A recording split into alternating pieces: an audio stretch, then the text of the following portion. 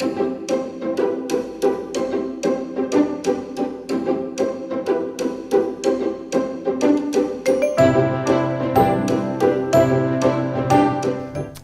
Soubiès, bonjour. Bonjour. Vous évoluez dans le management des ressources humaines depuis plus de 20 ans et vous êtes l'auteur aux éditions Kawa d'un livre « L'entreprise à l'écoute de son personnel, libérons son pouvoir magique ». Vous insistez dans ce livre sur le fait qu'il faut que l'entreprise se remette au service de son personnel. Oui, mais comment ? Alors en fait, je vais peut-être démarrer un peu par parler de d'où je viens en fait. Moi en 97, quand j'ai choisi de faire des ressources humaines, c'était certainement l'année où le chômage en France a vraiment battu des records. Enfin, on n'était jamais monté aussi haut.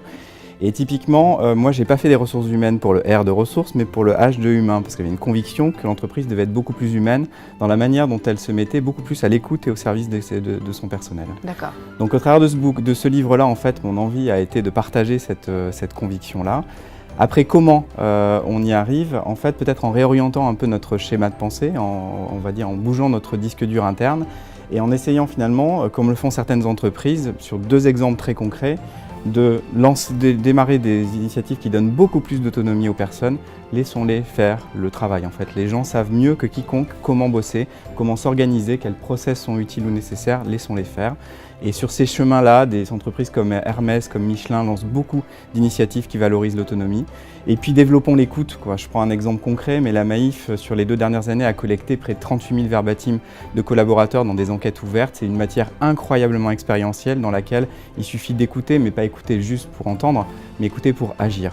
Donc concrètement, on part d'éléments assez simples, issus de ces éléments-là, et on travaille dans des logiques de petits pas. Et le livre que j'ai écrit a vocation à aider à la fois des directeurs de ressources humaines, mais aussi des managers et des collègues. J'ai voulu vraiment insister sur des éléments très simples et pragmatiques qu'on pouvait faire au quotidien. Et vous parlez d'écoute et vous parlez de changement. On connaît aussi la résistance au changement, en particulier en France, de certains.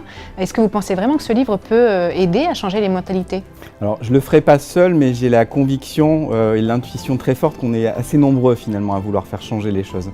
Et en fait, j'aime la résistance au changement en France, je l'aime vraiment, parce que je pense que c'est dans ces moments en fait, où on touche à la rupture, où on touche en fait à ces moments de bascule que le processus de création est le plus fécond.